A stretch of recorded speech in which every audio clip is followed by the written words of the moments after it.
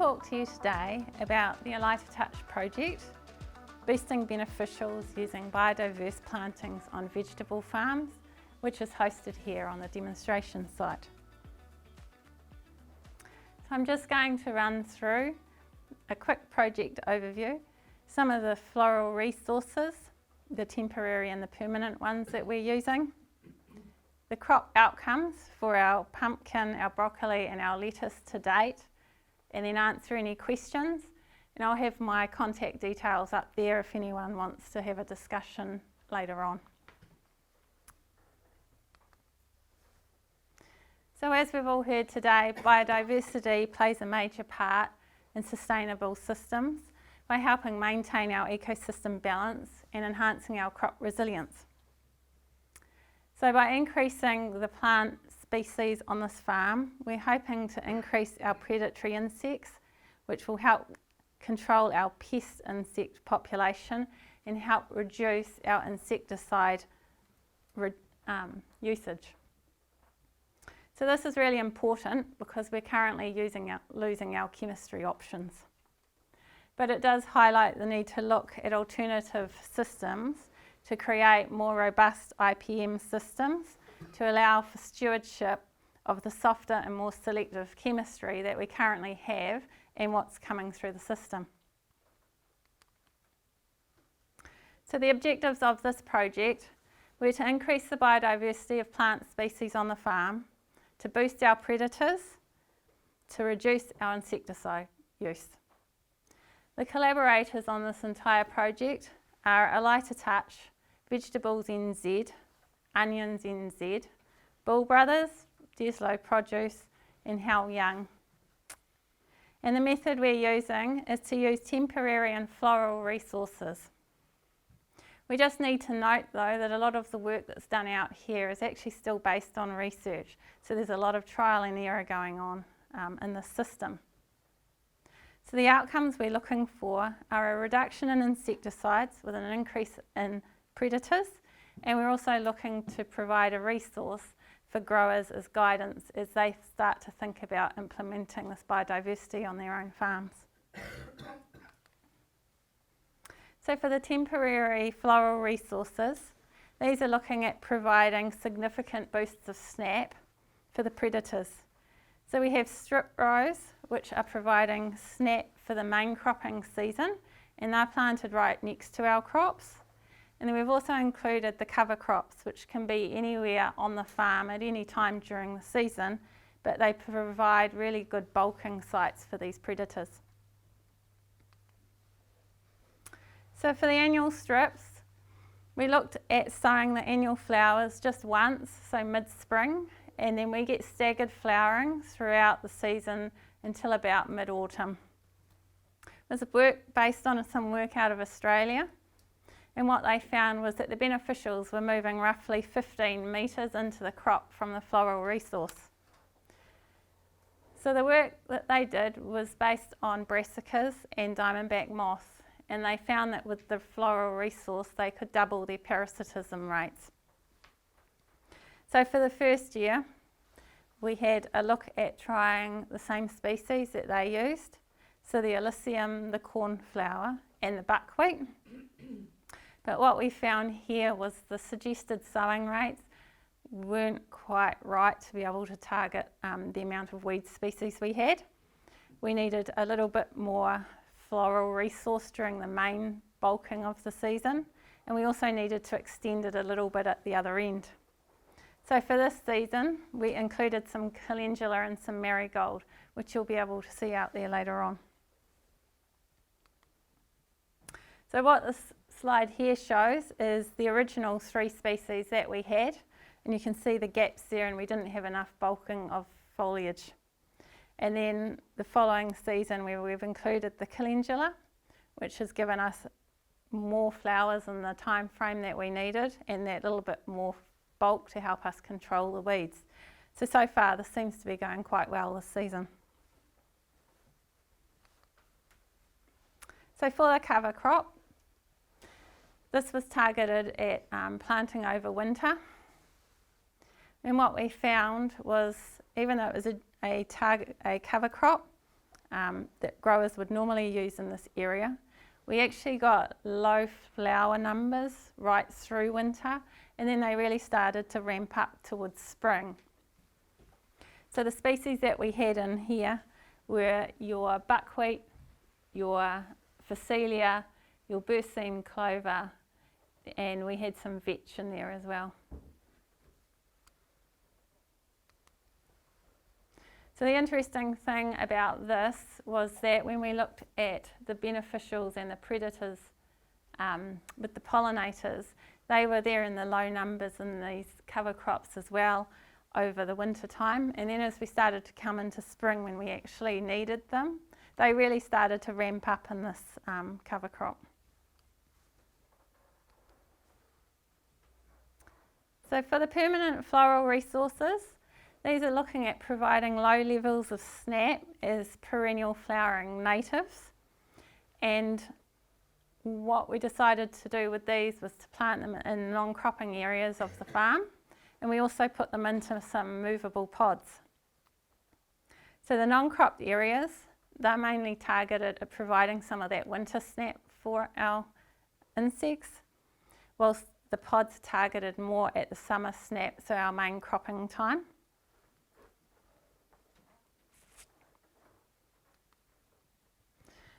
So for the native plant selection, we looked a little bit at the work that was done for Plant and Food in Canterbury.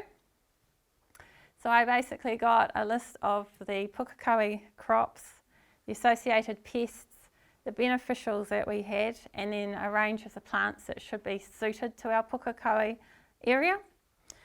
We ran the native plants through the Plant Sci website from Landcare, and then that allowed us to see which of those species had pests and beneficials associated to them. So we removed out any species that actually had crop pests associated with them.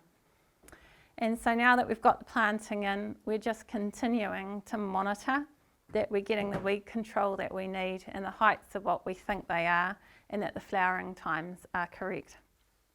So we planted the native plants along the sides of the drains. So they're along the front and the middle of the block out there.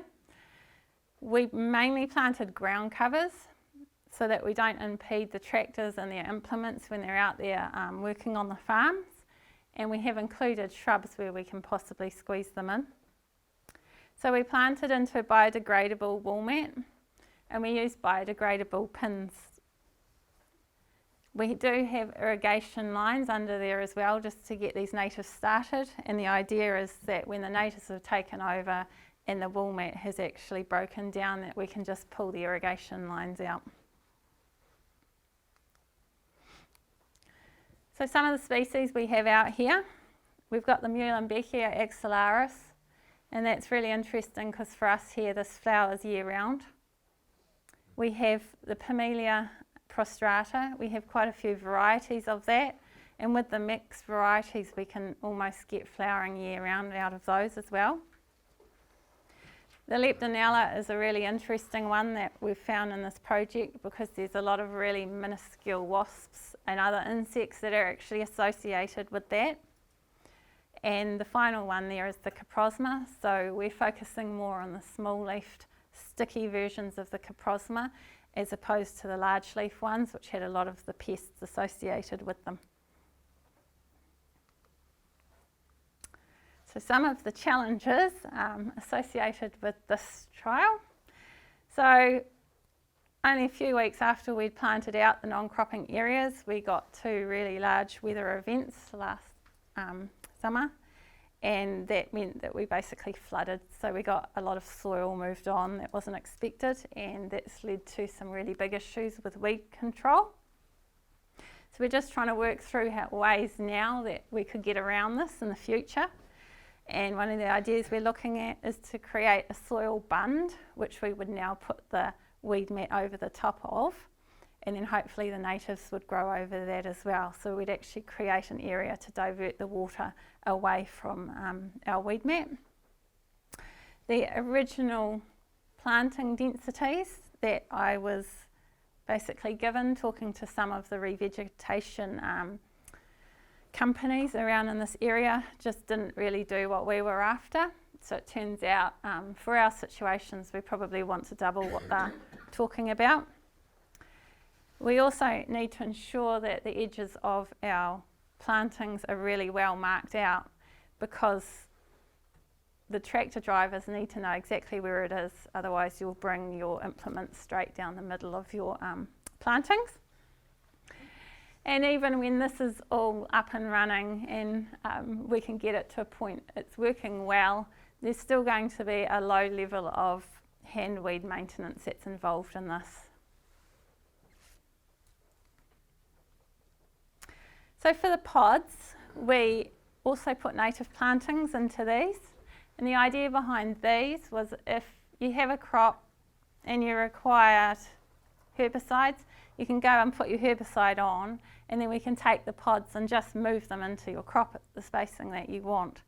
Or if you have a crop that's harvested and you've planted a new one next door, we can take the pods out of the harvested crop and put them where you actually need them.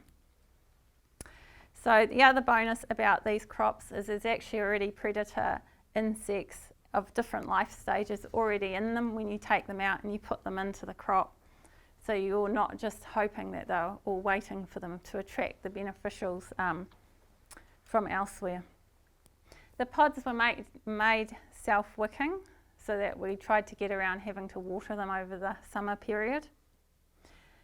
Now, with these pods, these are targeted at the smaller beneficial insects that we're after, so we've got them at 15-metre spacings. But the beauty of these is that you could change them up for what you want on your farm. So if you're after pollinators, like honeybees, you could actually change the species in the pod, and then you can put them out at much wider spacings, because your honeybees can actually fly a lot further than the tiny little insects that I'm working with. So fitting the parts together, the natives on the non-cropping areas provide us some low predator levels year-round. They're winter targeted and they help us boost these beneficials in spring.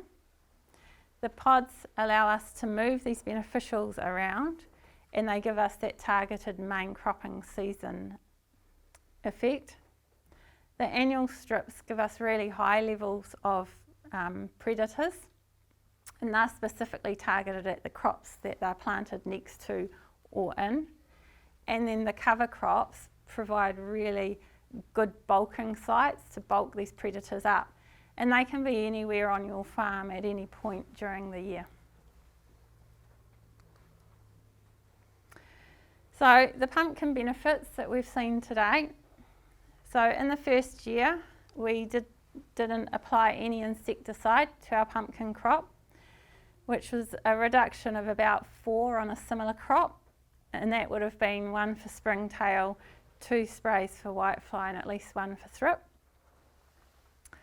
So the second season, this season, we've had to apply 1 insecticide so far, and that was for our thrip control, but we targeted a few caterpillars that were in there. So that's probably a reduction of about 3 insecticides. So for our broccoli, both of these plantings had a commercial drench at transplant.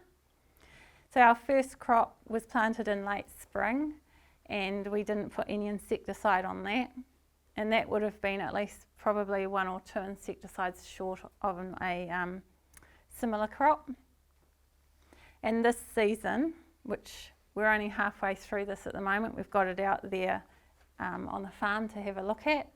We planted it in a slot where we would bring it specifically under diamondback pressure to see what would happen.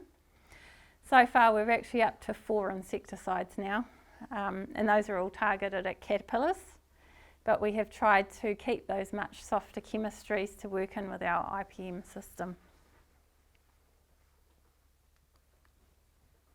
So the benefits to the lettuce, again in the first year, that was an early spring planting, we applied 1 insecticide for caterpillars, which is possibly 1 reduction on a similar crop. Now this season we again planted this in late spring to bring it under lettuce aphid pressure to see how this whole system would hold together, and we got through without applying any insecticide. So that was a reduction of at least 3 insecticides on a similar crop. But within this crop we had 2 quite large outbreaks of lettuce aphid, so we did get the pest in there. And what we found was the first peak basically started to come under control, and that was probably a cross between some of the drenching but the high beneficial numbers that we had in that crop. And then once we got rid of that peak, we had developed a second larger peak, and there was a point there that we thought we'd probably have to put insecticide on. But what happened here was that we actually mulched a cover crop in, which was a couple of blocks over, and we got this humongous flight of predators that came through and landed in our lettuce crop. And then over the next couple of weeks they actually gave us the control that we needed for the lettuce aphids, so we didn't have to spray for that crop. So monitoring in the future. So we're currently monitoring the reduction in our insecticide, as we've just talked through, between records of what we do on the farm and elsewhere. Plant and Food are looking at a project to be able to monitor the beneficials that are associated with some of these plantings that we have. And then we're just going to continue to refine the species that we have on the farm, and then how we actually use them and how they fit together. So what we're hoping is that this demonstration farm will inspire others to go out and have a go on their own farms, and that with the use of these temporary and permanent floral resources, that we'll be able to help to contribute to a more resilient and sustainable farming system. So, questions?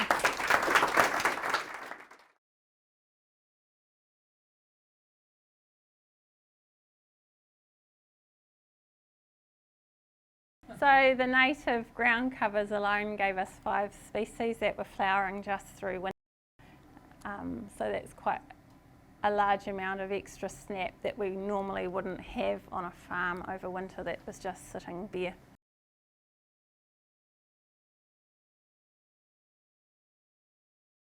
So we're monitoring the crops, and then we have a look at them and we take the beneficials that we actually have into account in that decision as well. And then we do work on wanting a harvestable crop at the end, but there is a degree in that of we have all of these beneficials on the site too, so we try to make the chemistry selective to helping those as opposed to what would normally be done out in a commercial crop.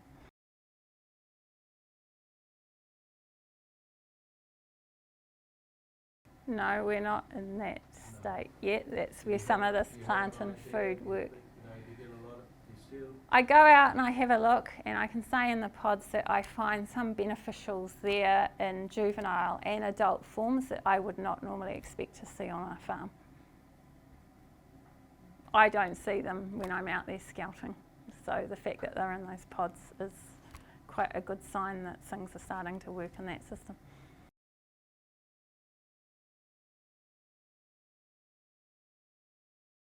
Very high. So there's a few growers starting to want to look at implementing this on their own farms already. So I can see that there'll be some more of this out in amongst farms in the next year or so.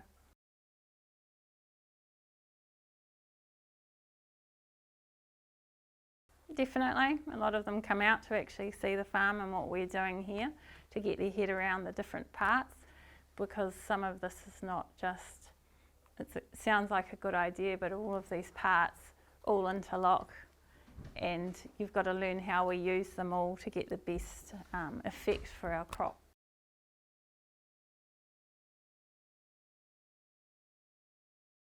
The handout has the species that I have found to be working for us on the farm to date. Some of them can be a little bit harder to find, and I think I was trying to do this project just coming out of COVID, so there were no native plants anywhere. So it's a slightly different list than, say, what Brad will be looking at, but yeah, it's a good place to start.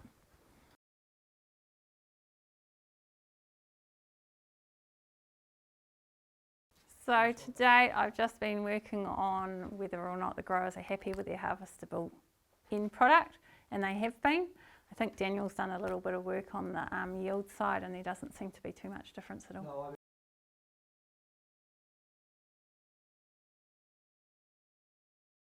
The point behind that was if we'd come in and gone insecticide with the lettuce aphid, we would never have realised the control we got from the cover crop, which now says to me that cover crop placement and when you mulch them in is a really important part of making this work on your farm.